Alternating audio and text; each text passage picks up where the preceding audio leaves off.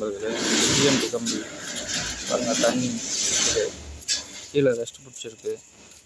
இது புது கம்பி வந்து இறங்கிட்டுருக்கு பாருங்கள் நண்பர்களே, அப்படி துரு பிடிச்சிருக்கு. இது கீழே ஏதாச்சும் பேக்கிங் கொடுத்து வச்சா இந்த மாதிரி துரு பிடிக்கிறத அவாய்ட் பண்ணலாம். நீங்களும் இந்த மாதிரி எதனா இந்த மாதிரி இடத்துல கீழே மண்ணில் போடாதீங்க, துரு பிடிச்சிடும். முடிஞ்ச தார்பால் எதனா போட்டு நனையாமல், மழையில் நனையாமல் சேஃப்டி பண்ணி வச்சுக்கோங்க. அங்கே பாருங்கள், இந்த மாதிரி துரு பிடிச்சதுன்னா இதனுடைய ஸ்ட்ரென்த் எல்லாம் கம்மியாகிடும். ஸோ இதை யூஸ் பண்ணும்போது நம்மளுக்கு கஷ்டமாக இருக்கும். சரிங்களா? ஓகே நண்பர்களே, பாருங்கள், கம்பி வந்து இறங்கிட்டு இருக்கு. K2 TMT மோல்டிங் கம்பி. இது பழைய கம்பி, மேலே போட்டு புது கம்பி. தேங்க்யூ ஃபார் வாட்சிங் நண்பர்களே.